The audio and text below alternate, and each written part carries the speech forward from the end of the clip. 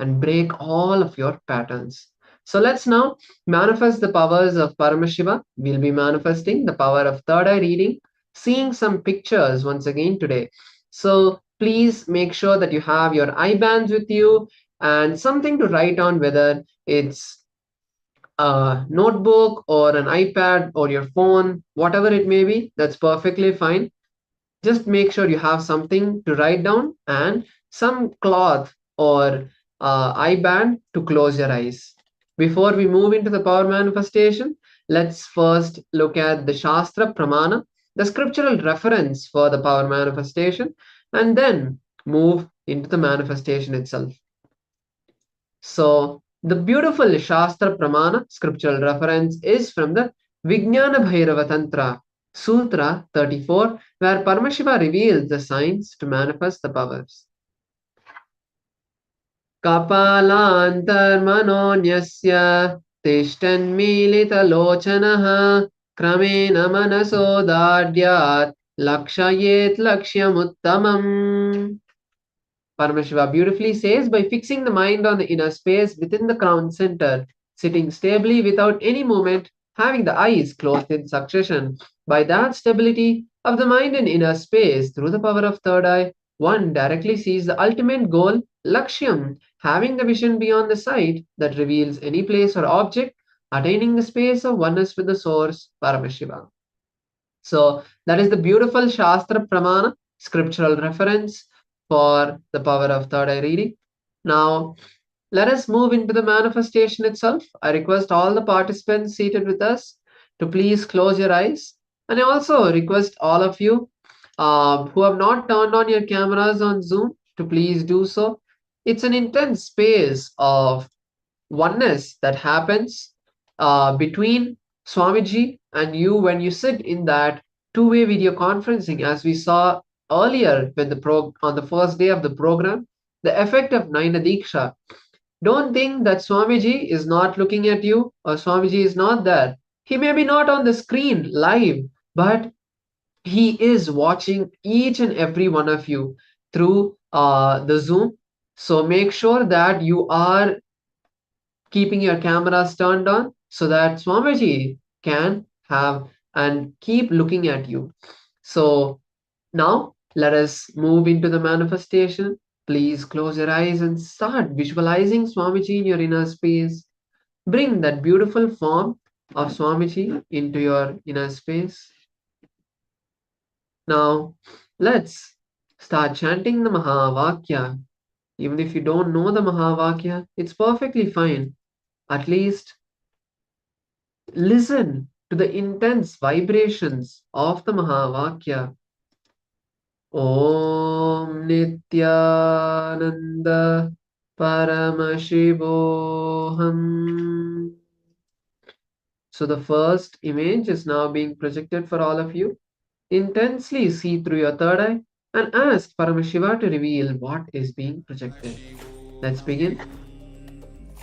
Om Nithyananda Paramashivoham.